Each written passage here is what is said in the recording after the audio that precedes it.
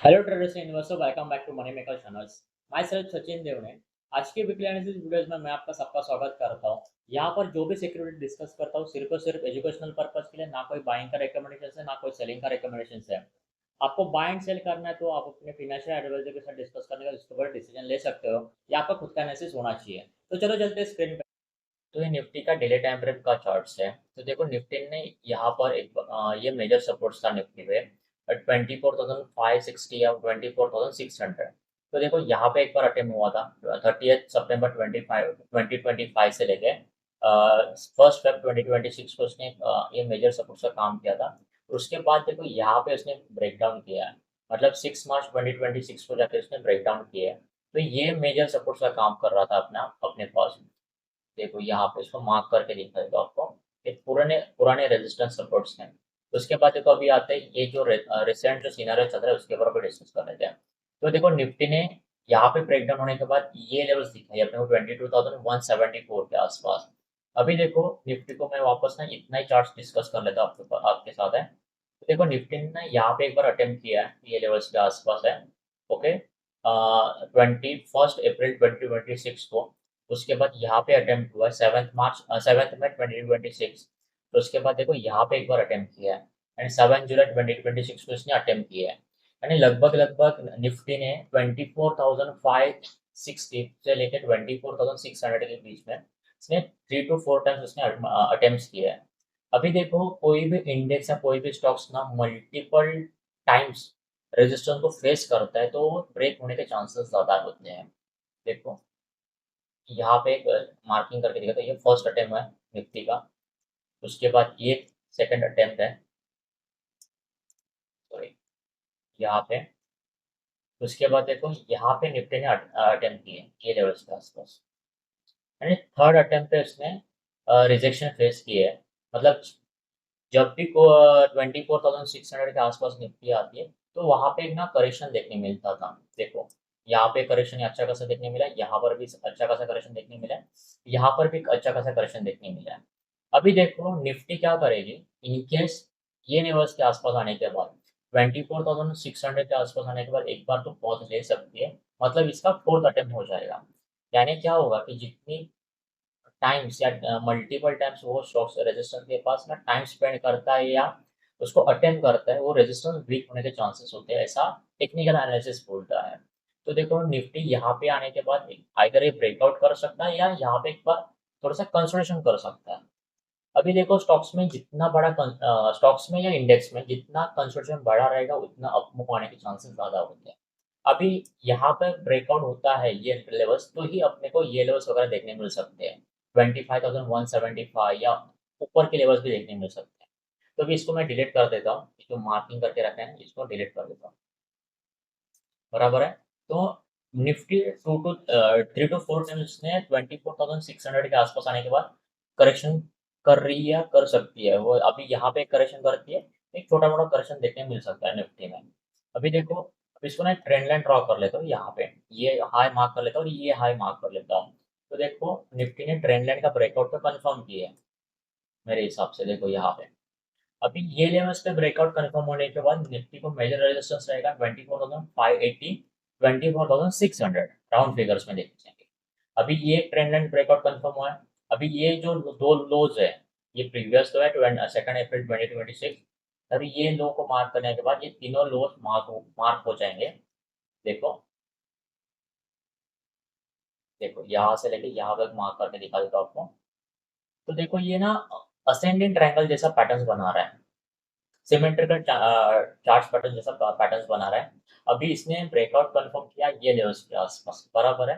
अभी भी निफ्टी को वीक होना है एज पर सिमेट्रिकल ट्रायंगल। तो ये लेवल्स ब्रेक डाउन होता है 23,600 के नीचे निफ्टी जाती है तो ही जाके निफ्टी वीक हो सकती है, बराबर है।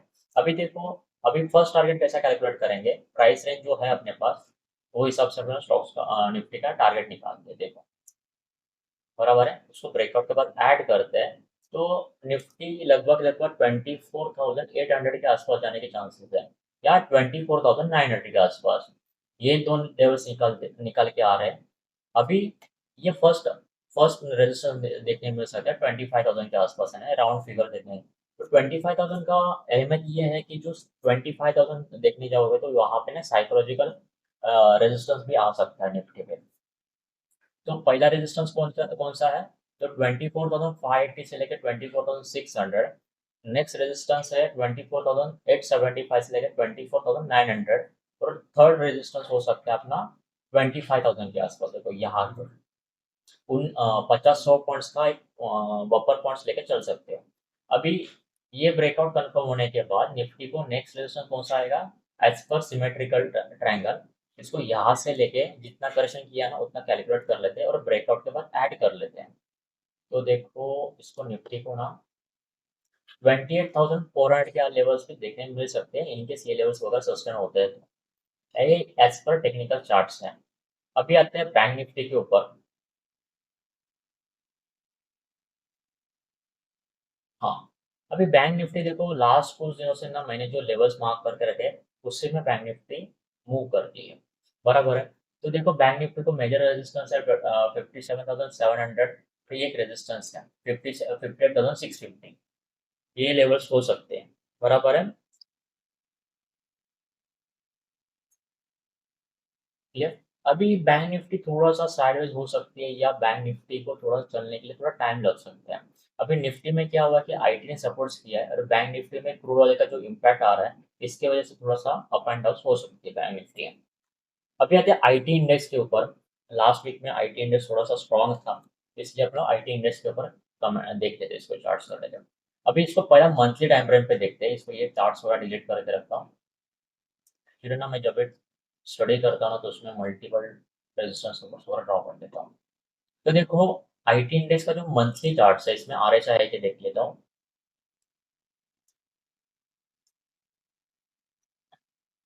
अभी आरएसआई देखो मंथली टाइम फ्रेम 43 के आसपास चल रहा है।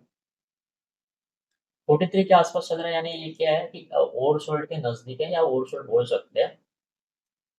बराबर है। अभी देखो ये सपोर्ट्स के आसपास आने का बता तो 1 सितंबर 2022 को इसने एक लो बनाया था। उसी टाइम फ्रेम्स पे अभी ये स्टॉक्स या इंडेक्स नीचे आया है 26,600 के आसपास। तो ये लेवल से उसने एक अच्छा खासा अपसाइड दिखा रहा है इंडेक्स ने। अभी इस पे आते हैं डेली टाइम फ्रेम पे। तो डेली टाइम फ्रेम पे देखोगे तो ये स्टॉक्स ने ट्रेंड या इंडेक्स ने ट्रेंड रिवर्स कर रहा है कि प्रीवियस हाई पकड़ोगे 29,448 के आसपास जिसने प्रीवियस हाई ब्रेक किया है। यानी अभी स्टॉक्स क्या करेगा या इंडेक्स क्या करेगा, ये लेवल्स के ऊपर आ रहा है। इसको मार्क करके दिखा देता हूँ आपको। ये लेवल्स के आसपास आता है। इसने ट्रेंड यहीं पे नेगेटिव से पॉजिटिव किया था। तो continuously negative time frames negative trend था। तो देखो यहाँ पे उसने ब्रेकआउट कंफर्म किया है। अभी सपोर्ट्स कौन सा रहेगा 29,600। ये जो लेवल्स है 29,600 से लेकर 29,400 ये सपोर्ट्स का काम कर सकता है इंडेक्स पे। देन अभी इसको ना ट्रेंड लाइन भी ड्रॉ करके देखते हैं। देखो ये ट्रेंड लाइन ड्रॉ करने के बाद इसने यहीं पे ब्रेकआउट कंफर्म किया है। तो ज़्यादा बड़ा ड्रॉ नहीं कर रहा उसको, यही से ड्रॉ करके दिखा रहा हूँ। इसने यहाँ पे ट्रेंड लाइन भी ब्रेकआउट कंफर्म किया है। तो मेजर सपोर्ट्स कौन से थे 30,000 से लेके 29,400 के रेंज में। 29,400 के बीच में इसको एक स्ट्रॉन्ग सपोर्ट का काम कर सकता है इंडेक्स है। अभी आते हैं एफ आई डी एस के डेटा के ऊपर। तो लास्ट वीक कहाँ से स्टार्ट हो रहा है अपना 27 से अपना डेटा स्टार्ट हो रहा है। देखो यहाँ से डेटा स्टार्ट होगा अपना यहीं से। बराबर है। तो एफ आई एस ने 27 जुलाई 2026 को क्या कितना बेचा है 1,688 करोड़ का बेचा है। वहीं पे डी एस ने कितना खरीदा है 2,329 करोड़ का बाय किया है, परचेस किया है। तो नेट नेट फिगर्स देखने जाओगे तो 648 करोड़ का इन्होंने बाय हो चुकी है मार्केट में। 28 जुलाई को इसको ऐसा देखने जाओगे तो थोड़ा बड़ा फिगर देखने मिल सकता है। तो यहीं पे 28 जुलाई को मंथली एक्सपायरी होती है, इसकी वजह से ही थोड़ा सा डेटा ज़्यादा पॉजिटिव दिख रहा है। यहाँ पे आप बोल सकते हैं कि इन्होंने शॉर्ट कवरिंग की हो सकती है या बाय किया रहेगा परचेस। फिर 29 जुलाई को देखो। 29 जुलाई को 2,981 करोड़ का बाय किया है एफ ने। तो टी ने 998 करोड़ का बाय किया है। तो लगभग लगभग 3,979 करोड़ का बाय फिगर्स आ रहे हैं। 30 जुलाई को देखो। तो 30 जुलाई को इन्होंने कितना खरीदा है 3,623 करोड़ का बाय किया है। और डीआईएस ने 1864 करोड़ का सेल किया है। तो नेट नेट फिगर्स देखने जाएंगे तो 1759 करोड़ का बाय फिगर्स आ रहे हैं। 31 जुलाई 2026 को देखो तो इन्होंने 277 करोड़ का बाय किया है और डीआईएस ने 2260 करोड़ का बाय किया है। तो दोनों को भी बाय फिगर्स आ रहे हैं तो मार्केट ना थोड़ा सा बढ़ सकता है। तो देखो डेटा देखने जाएंगे ना तो दोनों भी डेटा पॉजिटिव है अपने। ओके, अभी आते स्टॉक्स के ऊपर। तो पहला स्टॉक्स है,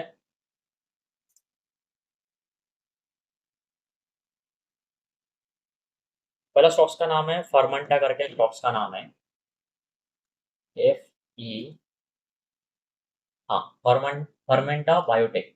अभी NSE पे इसका डेटा बहुत कम है, बहुत कम है। देखो यही से डेटा अपने पास है 20 अप्रैल 2026 से लेकर। अभी आते हैं BSE के ऊपर। BSE पे देखोगे तो इसमें डेटा ज़्यादा है। फिर BSE में देखो इसमें कब से लिस्टिंग है इसकी, बहुत पुरानी लिस्टिंग है, 2003 से डेटा है अपने पास है। अभी देखो इसने एक यहाँ पे उसको ऑल टाइम हाई था 2018 में। उसके बाद यही फिर इसने अटेम्प्ट किया है, मतलब ब्रेकआउट कंफर्म नहीं हुआ है। उसके बाद देखो यहाँ पे उसने एक बार अटेम्प्ट किया है और यहाँ पे जाके उसने ब्रेकआउट कंफर्म कर रहा है स्टॉक्स से। फर्मेंटा बायोटेक। इसके फंडामेंटल्स मुझे पता नहीं है एक्चुअली, यहाँ पे टेक्निकल बेसिस पर कोई राइट कर रहा है। मैं ब्रेकआउट कंफर्म करके दिखा रहा हूँ स्टॉक्स में। देखो ये लेवल्स ना बहुत इंपॉर्टेंट है स्टॉक्स को। हम्म, देखो तो देखो 442 के आसपास इसने ना मंथली क्लोजिंग दी है। देखो यहाँ से ब्रेकआउट कंफर्म करते हैं तो लगभग लगभग 6 साल का ब्रेकआउट देकर है स्टॉक्स है, बराबर है। तो अपन लोग क्या करेंगे, मंथली टाइम फ्रेम पे काम करेंगे। और ये कैंडल्स भी देखोगे तो स्ट्रॉन्ग कैंडल्स है, किंग कैंडल्स बोल सकते हो, बराबर है। अभी इसको ना वीकली टाइम फ्रेम पे एक छोटा सपोर्ट है कि नहीं देख लेते हैं। देखो तो इसको सपोर्ट्स कौन से आ रहे हैं, 398 से लेके 442 के बीच में इसको सपोर्ट्स आ रहे हैं, बराबर है। ये भी लेवल्स मार्क करके दिखा देता हूँ आपको यहाँ पे। सब कलर ना रेड कलर कर देता, बराबर है। तो 395 और 442 के बीच में स्टॉक्स को सपोर्ट्स रहेंगे, बराबर है। और इनके ये लेवल्स ब्रेक डाउन करता है 274 या ये लेवल्स के नीचे आता है 343 के नीचे आता है, ये स्टॉक्स वीक हो सकता है। अभी स्टॉक्स का नेक्स्ट रिजल्ट कैसे कैलकुलेट करेंगे, मैंने बहुत बार वीडियोस में बता दिया आपको कि कैसा कैलकुलेट करना है, फिर भी एक बार बता देता हूँ। तो देखो स्टॉक्स को ऑल टाइम हाई से लेके जितना करेक्शन किया है उसने उतना कॉपी प्राइस रेंज कैलकुलेटर से कैलकुलेट करेंगे और ब्रेकआउट के बाद ऐड करेंगे। तो देखो स्टॉक्स को लगभग लगभग 780 से लेके 800 के बीच में एक रेजिस्टेंस देखने मिल सकता है। एक स्टॉक्स का ब्रेकआउट अच्छा लग रहा है मुझे। दूसरा स्टॉक देख लेते हैं, सन फार्मा। सन फार्मा का भी ब्रेकआउट स्ट्रॉन्ग है। देखो इसको वीकली कर लेता हूँ। वीकली करने की क्या जरूरत है ना, इसका डेटा ब्रेकआउट बढ़ा नहीं है।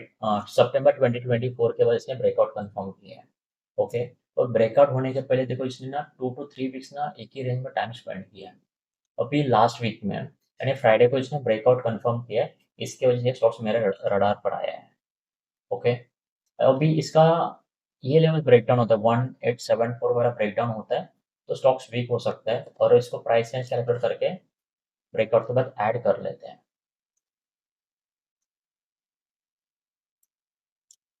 बराबर है। तो 2400 के आसपास जाने के इसके चांसेस ज़्यादा है, या ये लेवल्स के आसपास जाने के वजह से स्टॉक्स ब्रेकआउट एक पॉज ले सकते हैं। उसके बाद देखो एक हिसाब हिसाब करके स्मॉल फाइनेंस बैंक है, इसका स्टडी आप ना मेरे साथ शेयर कर सकते हो यूट्यूब पे या इंस्टाग्राम पे वगैरह। तो देखो यहाँ पे इसने ब्रेकआउट कंफर्म किया है, ट्रेंड रिवर्स किया है इसने स्टॉक्स ने।